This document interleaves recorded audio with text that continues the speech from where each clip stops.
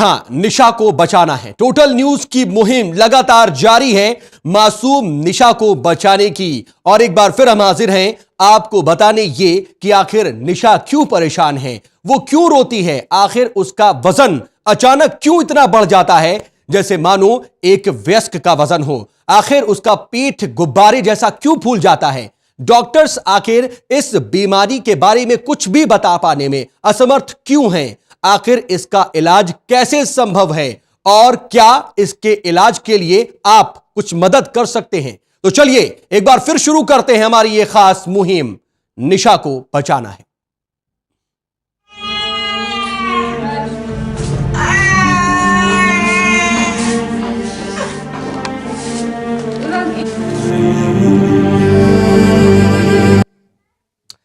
मासूम निशा महज 10 साल की है। उसे एक लाइलाज बीमारी है। उसका पेट फूलता जाता है। वो अचानक से उसका वजन बढ़ता जाता है। वो कुछ बोल पाने में असमर्थ होती है। उसे सुनाई भी कम देता है। उसके हाथ पैर भी काम करना बंद कर देते हैं। और उसके इलाज के लिए अब ये डॉक्टर कह रहे हैं कि निशा को दिल्ली लेके जाओ। अगर निशा दिल्ली जाएगी तो शायद उसका बेहतर इलाज हो सकता है। लेकिन अब आप यह सोच रहे होंगे कि आखिर मासूम निशा का इलाज क्यों नहीं हो पा रहा है। उसके इलाज में उसके मां बाप क्यों असमर्थ हैं। आखिर क्यों एक मां अपने सामने ही अपने जिगर के टुकड़े को तड़पते देखने को मजबूर है। क्यों एक पिता असहाय है अपनी लाडली के दर्द को मिटाने में। तो आपको बता दें कि 10 साल की मासूम निशा का परिवार बेहद गरीब है। पिता पवन एक कारखाने में मजदूरी करके परिवार का गुजर बसर करता है, तो मां सुषमा मानसिक रूप से बीमार हैं। अब आप ही सोचिए कि ऐसे हालात में निशा की बीमारी का खर्च उठा पाना क्या परिवार के बस की बात है। जी नहीं, उम्मीद है तो सिर्फ और सिर्फ मदद की।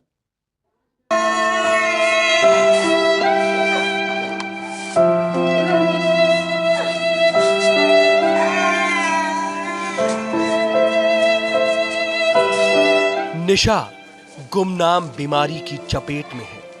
निशा 10 साल की है और उसका वजन अपने आप बढ़ जाता है। पूरे शरीर पर सूजन आ जाती है। पेट फूलकर किसी बड़े गुब्बारे की तरह हो जाता है। वजन 10 साल के बच्चे के मुकाबले बढ़कर अपने आप जवान आदमी के वजन के बराबर पहुंच जाता है। निशा के हाथ पैर ने भी काम करना बंद कर दिया है। 10 साल की होने के बावजूद ना तो निशा बोल पाती है और ना ही वो ठीक तरह से सुन पाती है। निशा के रोने की आवाज जब उसकी मां सुषमा के कानों में पड़ती है तो मां सुषमा का कलेजा फट पड़ता है। दादी बिलख बिलख कर रोती है और मासूम निशा की दर्द से भरी ये आवाज जब पड़ोसियों के कानों में पड़ती है तो वो भी अपने आंसू रोक नहीं पाते। हिसार के मील गेट इलाके के शिव विहार कॉलोनी में रहने वाले पवन कुमार सिंगला के घर का पिछले करीब 2.5 सालों से यही मंजर है। दरअसल मासूम निशा को बीमारी आखिर है क्या, इस बात का अब तक पता नहीं चल सका है। हिसार के लगभग सभी डॉक्टर निशा की बीमारी को पकड़ पाने में नाकाम रहे हैं, तो वहीं सरकारी अस्पताल ने भी अब निशा की इस बीमारी के आगे हाथ खड़े कर दिए हैं। यहाँ डॉक्टर्स ने निशा के घर वालों को सलाह दी है कि वो निशा को इलाज के लिए देश की राजधानी दिल्ली लेकर जाएं। लेकिन निशा को दिल्ली ले जाने के महज ख्याल भर से ही निशा का पूरा परिवार कांप उठता है और इस परिवार के कांपने की वजह है गरीबी। सर मैं 270 रुपये की मजदूरी करता हूँ, वो भी हाजिरी मिले कि नहीं मिले, कि ठेकेदार के पास काम करता हूँ। अब वो मिलती है कि नहीं मिलती हमें, अब 3 दिन से नहीं मिल रही। अब वहाँ आदमी फालतू है, वो हमें नहीं मिल रही हाजिरी।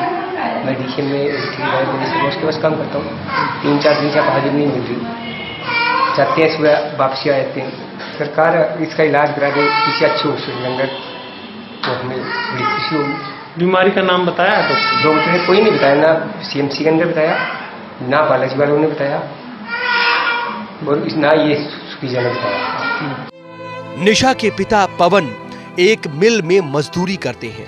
किराए के कमरे में रहकर रोज की मिलने वाली दिहाड़ी से अपना और अपने परिवार का पेट बमुश्किल पाल पाते हैं। पवन की बूढ़ी मां की जिम्मेदारी भी पवन के कंधों पर है, यानी 250 रुपए की कमाई में परिवार के 4 सदस्यों का पेट पलता है। और ये 250 रुपए भी कभी मिलते हैं तो कभी नहीं मिलते। ऐसे में 250 रुपए में 4 लोगों का परिवार कैसे पलता होगा और मासूम निशा की कैसी परवरिश हो पाती होगी, इसका अंदाजा शायद आप और हम अच्छी तरह से लगा सकते हैं।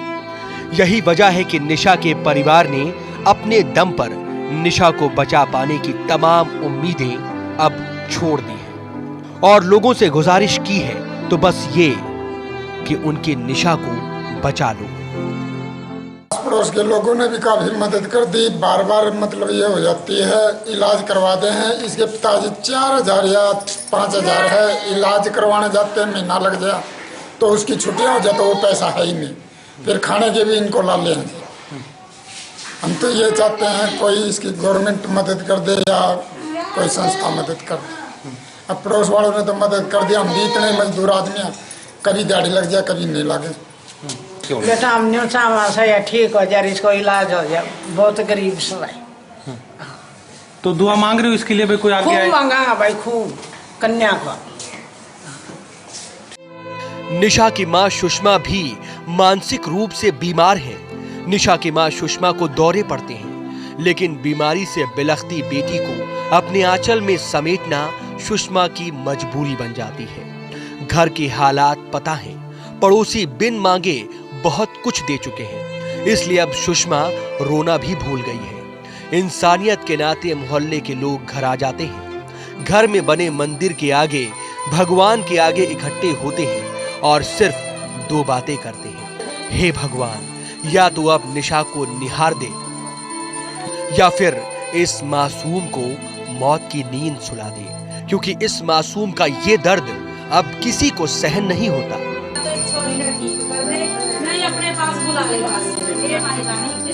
दुआ जी बार बार आओ, संभाले हैं, दुआ तो करते रहो। हाँ, शाम ना आओ जब भी जी बड़ी जा है, जी दुखी हो है, आत्मर हो है।